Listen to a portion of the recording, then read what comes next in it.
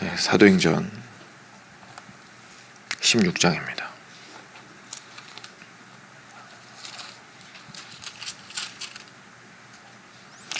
(16장) 1절에서 10절까지 말씀을 같이 교독하겠습니다.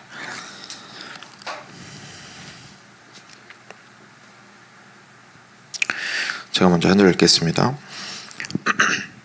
바울이 더베와 루스드라에도 이르매 거기 디모데라 하는 제자가 있으니 그 어머니는 믿는 유대 여자요 아버지는 헬라인이라. 디모데는 루스드라와 이고니온에 있는 형제들에게 칭찬받는 자니 바울이 그를 데리고 떠나고자 할새 그 지역에 있는 유대인으로 말미암아 그를 데려다가 할례를 행하니 이는 그 사람들이 그의 아버지는 헬라인인 줄 다 알미러라. 여러 성으로 다녀갈 때에 예루살렘에 있는 사도와 장로들이 작정한 규례를 그들에게 주어 지키게 하니 이에 여러 교회가 믿음이 더 굳건해지고 수가 날마다 늘어가니라. 성령이 아시아에서 말씀을 전하지 못하게 하시거늘 그들이 부르기아와 갈라디아 땅으로 다녀가 무시아 앞에 이르러 비두니아로 가고자 애쓰되 예수의 영이 허락하지 아니하시는지라. 무시아를 지나 드로아로 내려갔는데 밤에 환상이 바울에게 보이니 마게도냐 사람 하나가 서서 그에게 청하여 이르되 마게도냐로 건너와서 우리를 도우라 하거늘 바울이 그 환상을 보았을 때 우리가 곧 마게도냐로 떠나기를 힘쓰니 이는 하나님이 저 사람들에게 복음을 전하라고 우리를 부르신 줄로 인정함이러라. 아멘. 네, 오늘도 역시 중요한 전환점을 좀 보게 됩니다. 지금 2차 전도 여행 이제 시작을 하고 진행을 하고 있는 중입니다. 이제 1차 여행을 비교적 좀 팔레스타인 지역 근처였죠. 구브로 섬으로 넘어가서 그 위에 있는 안디옥 그리고 밤빌리아 이쪽 지역을 한 바퀴 돌았고, 그리고 이제 다시 그 성에 가서 그 사람들이 어떻게 잘 지내고 있나 한번 보고 싶은 마음이 들어서 바나바랑 비록 싸워서 갈라지긴 했지만 바울이 신라를 새로운 이제 그 동행자를 선택을 한 이후에 2차 전도 여행을 시작하게 됩니다.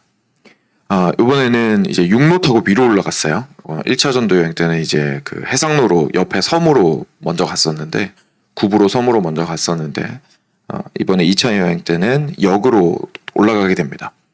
근데 올라가다 보니까 이제 더베와 루스드라라는 곳에 이르렀습니다. 근데 거기서 드디어 디모데를 만나게 됩니다. 그래서 유명한 분이죠. 여기에서만 등장을 하는 게 아니라 아예 성경에 이제 디모데 전후서로서 우리 바울 사도가 자기의 사랑하는 후배 목회자에게 쓰는 편지가 성령의 영감을 받아서 성경으로 기록이 된 것을 저희가 보게 됩니다. 바로 그 디모데를 여기서 만나게 됩니다. 근데 이 디모데가 어머니는 이제 믿는 유대인이었고 아버지는 헬라인이었습니다. 굉장히 독특한 이제 배경을 가진 서로 다른 문화가 함께 결혼을 해서 거기에서 나온 자녀가 되겠죠. 그러니까 상당히 국제 감각이 있었을 것이고 여러 가지 언어를 했을 수도 있고 아주 경험이 다양한 사람이었습니다. 근데 이 사람이 그냥 단순히 그런 능력에 대해서 지금 성경의 이야기를 하고 있는 것이 아니라 여기 뭐라고 나오냐면 2절에 형제들에게 칭찬받는 자다라고 이야기가 나옵니다. 그리고 나서 이제 바울이 이 사람을 좋게 본 거죠. 디모데를. 이 사람이랑 같이 우리가 전도를 계속 이 여행을 함께 하면 좋겠다 싶어서 3절에 그를 데리고 떠나고자 합니다. 근데 가기 전에 이제 행한 것이 있는데 바로 그 지역에 있는 유대인으로 인하여서 그를 데려다가 할례를 행하니 이는 그 사람들이 그의 아버지는 헬라인인 줄 다 알미러라. 아버지가 헬라인이니까 어릴 때 할례 안 받았다라는 거를 이제 사람들이 다 알고 있잖아요. 그러니까 이제 사역을 시작하기 전에 바울이 할례를 하게 됩니다.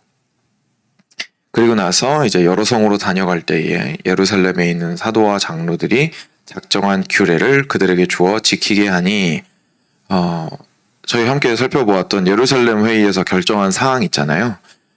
그 우상에게 드려진 것과 피 묻은 것과 그리고 음행과 하나가 뭐였죠? 그래서 그것들을 피하라고 이야기한 4가지 정도의 내용을 이제 거기에서 전했다라는 뜻입니다. 목매어 죽인 것입니다. 네, 목매어 죽인 것을 피하라고 그렇게 네 가지를 이제 피하라는 내용을 사람들에게 다니면서 주었다는 이야기입니다. 그리고 나서 5절에 이에 여러 교회가 믿음이 더 굳건해지고 수가 날마다 늘어가니라라고 이야기합니다. 이게 오늘 첫 부분인데 첫 부분 먼저 좀 보고 그다음 두 번째 부분으로 넘어가죠. 여기에서 몇 가지 제가 좀 볼 수가 있는데요. 일단 첫 번째로는 믿음의 동역자의 필요성인 것 같습니다. 우리 바울에게는 신라도 있었고 항상 함께 다녔어요. 항상 함께 다녔고 그리고 그 다음 세대를 계속해서 키워나가야 한다라는 생각이 바울도 당연히 있었겠죠. 근데 이 젊은 디모데를 보니까 이 사람이 이제 굉장히 잘 끌어주고 잘 교육하면은 자신의 뒤를 이을 만한 사람이 될 것 같고, 그리고 실제로 그 디모데를, 디도도 그랬지만 디모데 한 명한테만 그랬으면 저희가 이런 생각 가지고 있었을까 싶은데 이제 디도한테도 했으니까 저희가 이게 바울이 전략적으로 이렇게 한 부분이 있겠구나 싶은 게, 본인은 순회 전도자로서 돌아다니지만 실제 뿌리를 박은 교회의 필요성에 대해서는 자신도 잘 알고 있었던 겁니다. 그러니까 디모데도 심고 이제 디도도 심고 해가지고 정확하게 지역교회 목회자로서 거기에서 상주하면서 사람들과 함께 신앙생활하고 그들에게 말씀을 가르치고 그들의 경건 생활을 돕고 주님의 뜻을 따라서 살 수 있도록 했던 거죠. 그래서 각 교회들이 그냥 순회 전도자들에 의해서만 이렇게 서커스 돌듯이, 그래서 한 번씩 서커스 서면은 뭐 한 3달 정도 가서 재밌게 놀다가 거의 짐 싸서 딴 데 가버리면은 그냥 뭐 한동안 신앙생활 안 하다가 이런 게 아니라 완전히 지역에 뿌리를 박은 지역교회의 필요성을 바울이 알았던 것 같고, 또 성령의 인도하심으로 그렇게 각 지역에 믿는 이들이 모여서 함께 신앙생활을 시작하게 되었습니다. 그리고 그걸 위해서 이제 오늘 디모데를 보고 발탁을 한 거죠. 그래서 같이 따라다녔으면 좋겠다라고 생각을 한 겁니다. 그래서 여기서 저희가 보게 되는 건 동역자의 필요성입니다. 저희가 혼자서 신앙생활 한다고 절대로 생각하면 안 됩니다. 그리고 혼자서 이 모든 것을 감당할 수 있다고 생각하는 것도 아주 잘못된 생각입니다. 실제로 예수님께서도 제자들 전도 내보낼 때 2명이서 짝지어서 보내셨거든요. 그래서 이 원리로 대부분의 이제 선교단체나 전도를 할 때에 팀이나 적어도 2명 이상의 인원으로 움직이는 것이 원칙으로 세워져 있습니다. 혼자서 이제 기회를 얻어서 전도하게 되는 거 당연히 너무 좋죠. 예를 들어서 뭐 빌립 같은 경우에도 그렇죠. 성령께서 이렇게 몰아가셔서 이디오피아 내시를 혼자서 만났습니다. 그러니까 뭐 혼자서 전도하지 말라는 뜻은 아니지만 저희가 뭔가 계획을 가지고 할 때에는 저희 한 사람의 연약함이 있고 어떻게 될지 모르기 때문에 꼭 함께 하는 것이 좋습니다. 그리고 그 후대의 필요성에 대해서도 저희가 디모데를 보면서 생각하게 되는 거죠. 이게 신앙이 그냥 단지 저희들이 신앙생활을 한다고 되는 것이 아니라 계속해서 교회는 다음 세대를 양성을 해낼 수 있는 역량이 있어야 합니다. 제가 역량이라고 말씀드린 이유가 있는데 다음 세대를 키우지 않고 싶은 사람이 어디 있겠어요. 저희가 다 다음 세대가 있고 나이가 들면서 당연히 다음 세대에 대해서 어릴 땐 그런 생각 못하지만 이제 나이가 들면 들수록 저희가 당연히 그런 생각 하게 되는데 근데 역량이 없어서 못하는 경우가 많다는 생각이 많이 듭니다. 실제 한 가지 예로 여러분 목사는 어디서 나오죠? 목사는 신학교에서 나온다고 많이 생각하실 겁니다. 목사는 교회에서 나오는 겁니다. 목사는 교회에서 나오는 겁니다. 어릴 때부터 커가지고 교회 안에서 쭉 큰 다음에 그 사람의 신앙이 단단해진 이후에 부름을 받고 주님의 교회를 섬기고자 하는 마음이 들어서 그 교회에 대해서 잘 어릴 때부터 알고 있고 이랬던 사람이, 그리고 거기에서 설교와 여러 가지 양육을 이미 잘 받은 사람이 더 전문적으로 훈련받기 위해서 신학교 가는 겁니다. 그래서 신학교 1학년부터 3학년까지 배우는 거 가지고 목회하는 게 불가능에 가깝다는 생각이 좀 많이 들거든요. 거기서 뭘 배우는지 아시면 아마 똑같이 생각하실 거예요. 그걸로 목사가 되는 게 아니고 교회가 목사를 배출해내는 겁니다, 원래. 근데 교회가 전문 교육을 시킬 수 없기 때문에 실제로 총회법에도 그렇게 써 있어요. 위탁 교육기관에 맡겨서 교육을 하는 것이다라고 써 있습니다. 그러니까 신학교는 위탁 교육기관이에요. 교회가 그렇게 교육을 할 수가 없기 때문에 전문 교육을 위해서 3년 동안 잠깐 맡기는 겁니다. 그리고 실제로 어릴 때부터 그렇게 탄탄하게 자신의 신앙생활을 해오면서 이렇게 목회자의 길을 걷고 있는 사람들이 크게 흔들리지 않는 것을 제가 주변에서도 보게 되는 것 같습니다. 그래서 이런 것처럼 그 바울이 디모데를 불렀던 것처럼 실제로 우리도 우리 교회 안에서 디모데가 나올 수 있어야 하는 거죠. 저희 교회가 과연 얼마나 튼튼하여졌는가, 다음 세대를 어떻게 양육할 수 있는가라는 것에 대한, 지금은 너무 아득해 보일 수 있어요. 근데 좋은 기준 중에 하나가 지금 우리 교회를 보면서 과연 우리 교회는 다음 세대 목회자를 적어도 한 명이라도 배양해낼 수 있는가라고 질문을 해보는 게 좋은 기준이 될 수 있는 거죠. 그게 부족하다면 그거를 할 수 있는 방향으로 저희가 교육부서를 현실적으로 어려운 거 저도 알고 있지만 그래도 최선을 다해서 교육부서를 만들어 나가고, 그리고 실제 저희들도 그런 분위기와 그런 이렇게 마인드를 가지고 다음 세대를 바라보고 그리고 진지하게 생각을 하는 것이 참 옳습니다.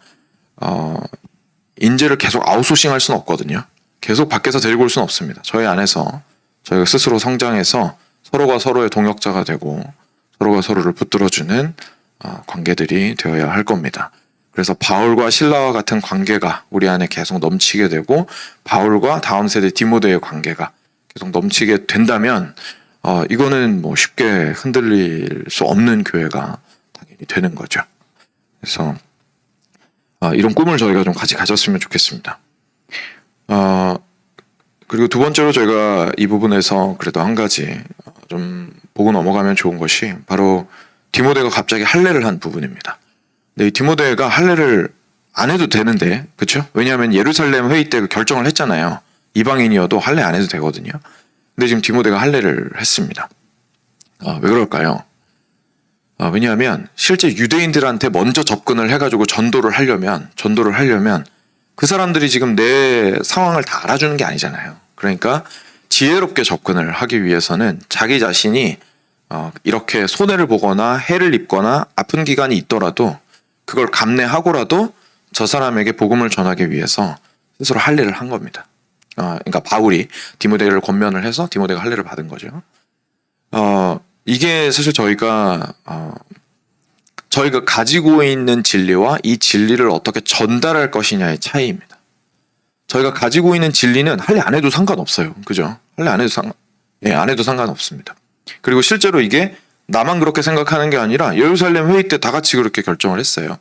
하나님의 뜻이라고 판단을 했습니다.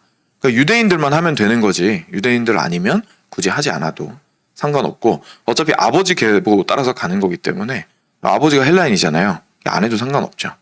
그런데도 불구하고 여러 책 잡히는 것을 피하기 위하여, 그리고 어떻게 하면 이렇게 저 사람들의 복음을 끌어내릴까라고 고민하고 있는 유대인들을 생각을 했을 때, 그리고 또는 더 나아가서 그 사람들에게 복음을 전하고자 했을 때에 지혜롭게 생각을 한 결과 이거 할례를 하는 것이 오히려 우리의 전도 여행에 더 유익이 되겠다라고 판단을 해서, 아무래도 돌아다니면서 하기 힘드니까 그렇죠? 처음 시작부터 할례 받고 거기서 출발하자라고 한 게 아닌가 싶습니다. 그래서 이런 것처럼 저희도 사실 마찬가지입니다. 저희도 우리가 실라와 같은 사람 그리고 디모데와 같은 사람들과 함께 이 안에서 공동체를 이루면서 이제 계속해서 주님의 사역을 해 나갈 때에 그 진리의 기준이 명확한 것과 그리고 그 진리의 기준을 가지고 어떻게 적용할 것이냐를 잘 구분을 해서 지혜롭게 판단을 해야 됩니다. 저희는 보통 이제 진리는 진리고 이제 현실은 현실이라서 사정을 봐주고 진리를 무너뜨리는 방향으로 진리를 적용하는 경우가 참 많이 있는데 지금 그게 아니죠. 그게 아니라 굳이 받지 않아도 되는 것을 자유롭게 받겠다고 결정을 한 겁니다. 무엇을 위해서? 복음을 위해서. 그래서 이것이 사실 저희가 불편함을 대하는 자세입니다. 이것이 저희가 불편함을 대하는 자세입니다. 저희가 불편함을 대할 때에 이 불편함이 나를 불편하게 한다에 저희는 초점이 항상 가 있습니다. 왜냐하면 자기중심적이기 때문에 그렇죠. 내가 아픈 게 싫으니까요.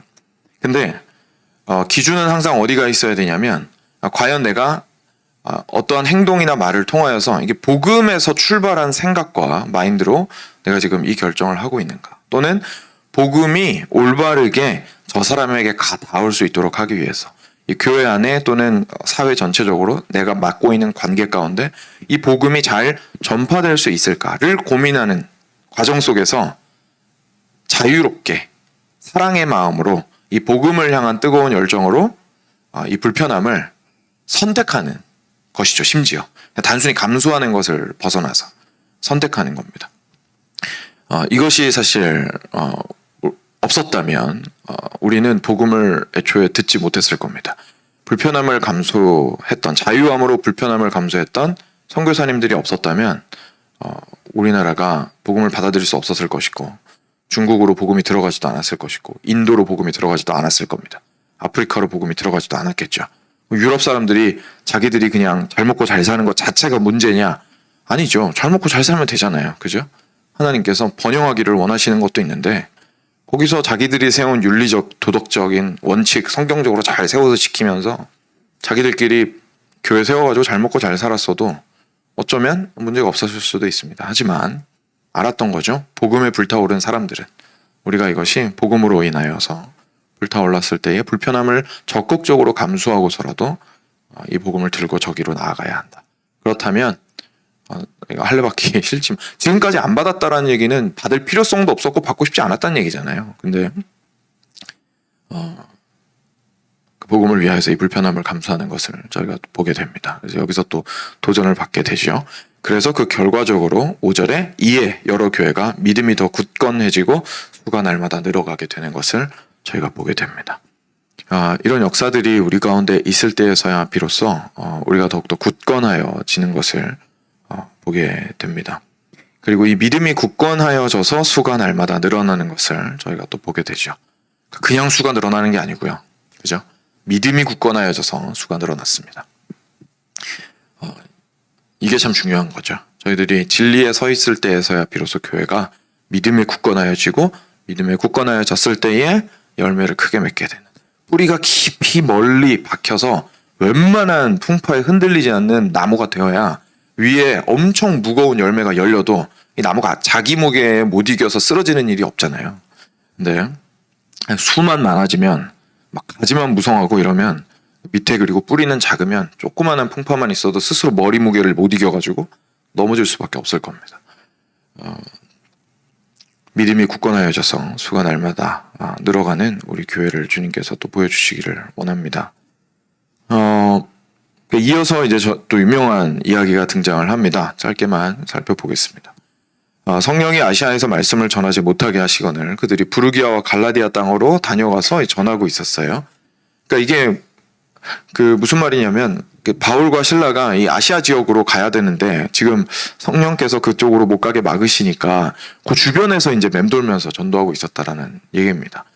근데 이제 좀 방금 바로 그 다음에 나오지만 무시아를 지나 드로아로 내려갔는데 이 드로아에서 환상을 보게 되거든요. 그러니까 자기들은 하나님께서 이 아시아 지역으로 가는 걸 막으셨지만, 그 터키 지역 자체를 아시아라고 부릅니다.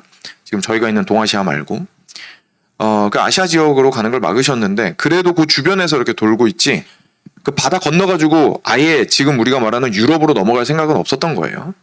근데 갑자기 밤에 환상이 보입니다. 바울이 보게 되는데, 마게도냐 사람이, 저쪽 건너편에 있는 사람입니다. 유럽 사람인데 마게도냐 사람이 갑자기 서서 마게도냐로 건너와서 우리를 도우라 라고 이야기를 하게 됩니다. 바울이 그 환상을 보았을 때 우리가 곧 마게도냐로 떠나기를 힘쓰니 이는 하나님이 저 사람들에게 복음을 전하라고 우리를 부르신 줄로 인정함이로라. 결국 포커스는 항상 복음에 가 있습니다. 지금 바울은 확실하게 한 가지를 알고 있습니다. 성령께서 이 말씀을 만방에 전하기를 원하신다. 근데 어떤 방식으로 할 거냐? 전혀 아무 생각 안 하고 가만히 주저앉아 있는 건 절대 아닙니다. 전도 여행 계획한 건 바울이었어요. 그렇죠? 그러니까 스스로 아주 적극적으로 복음 전파를 위해서 움직이는 중입니다. 그러니까 가만히 앉아가지고 뭔가 하늘에서 벼락 떨어지듯이 하나님의 뜻이 떨어지기를 기다린 건 절대 아닙니다. 감 떨어지듯이 입 벌리고 있었던 게 아니에요. 적극적으로 하나님의 복음이 전파되는 방향으로 움직였습니다. 그러니까 올바른 방향으로 움직이고 있었던 거죠. 그리고 지혜를 동원해서 방금 보았던 것처럼 디모데도 리크루트하고 디모데한테 할례도 시키고 교육도 시키고 그리고 같이 데리고 다니면서 가르치고 훈련시키고 하는 일들을 스스로 열심히 했습니다. 근데 그러다가 절대로 벗어날 수 없는 선이 있는 거예요. 사람한테는 여기서 여기까지 넘어가는 거는 굉장한 어떤 계기가 있지 않고서는 넘어갈 수가 없는 선들이 우리는 분명히 있는 거죠. 예를 들자면 베드로가 고넬료를 만날 일은 없었을 겁니다. 그러니까 하나님께서 정말 특별하게 그렇게 환상 보여주셔야 겨우겨우 만나게 되는 거지, 그거를 그렇게 자기 뜻대로 고넬료라는 사람한테 가가지고 전도를 할 일은 없었을 거거든요. 오늘 이 말씀도 마찬가지인 거예요. 하나님께서 특별하게 강권적으로 역사하셔서 유럽으로 이 복음이 넘어가도록 하신 겁니다. 그래서 바울은 자기 계획이 있었을 거예요. 근데 그 복음 전파를 향한 하나님의 뜻을 명확하게 알고 있는 상태에서 너무 확실하게 하나님께서 마게도니아 사람을 보여주시고 이쪽으로 건너와서 나를 도우라, 우리를 도우라 라고 이야기를 하니까 이거는 지금까지 하나님께서 인도해 오신 것과 일치하다는 판단이 선 겁니다. 그냥 단순히 환상을 봤다고 해서 움직인 게 아니라 자기들이 이제까지 복음 전파를 위해서 움직이고 있는 그 길 위에서 바른 방향이라는 것이 확실했던 거죠. 그래서 하나님께서 저 사람들에게 복음을 위하여 우리를 저리로 부르시는구나라는 것을 인지했습니다. 한치의 머뭇거림도 없이 아브라함처럼 그냥 바로 건너가 버립니다. 그래서 이제 내일부터는 유럽에 드디어 하나님의 복음이 전파되는 것을 저희가 보게 됩니다. 사랑하는 여러분, 이것이 저희가 어떻게 하면 복음 위에 교회가 잘 서 있어야 하는지를 고민해야 되는 큰 이유 중에 하나입니다. 우리가 하나님께서 가만히 그냥 앉아서 기도하면 갑자기 번쩍하고 뭔가 주시는 게 아니라 이미 주신 말씀이 있고 명확한 길이 있기 때문에 그 길을 따라서 가고 있을 때에 하나님께서 필요하실 때에 강권적으로 역사하시는 일들이 있을 겁니다. 그러면은 그 일상에서 있는 우리의 힘으로 하는 건 그건 우리 힘으로 하는 거냐? 그렇지 않습니다. 우리가 말씀에 근거해서 올바르게 기도하면서 성령을 의지하는 마음으로 한 걸음 한 걸음 조심스럽게 하지만 담대하게 걸어갔을 때에 그 길은 성령께서 인도하시는 길이 되는 겁니다. 그게 이제 결국은 예루살렘 교회가 회의할 때에도 성령과 우리가 이렇게 결정하였습니다라고 이야기했던 것과 같은 맥락인 거죠. 그래서 교회가 잘 분별하고 판단하여서 말씀에 근거해서 적극적으로 움직이는 것은 좋은 것입니다. 근데 그러다가 하나님께서 필요하실 때가 되면 어쩌면 혹시 우리에게 필요하다고 판단이 되실 때에는 이런 놀라운 일이 있을 수도 있겠죠. 그래서 단순히 우리에게 일어나는 특별한 일만 바랄 것이 아니라 우리가 어떻게 하면 일상 속에서 그리고 지금 그냥 평범한 것 같은 교회 생활 속에서 어떻게 하면 주님의 복음 위에, 주님의 복음의 뜻 위에 우리가 서 있을 수 있을까를 깊이 있게 고민해야겠습니다. 같이 기도하겠습니다.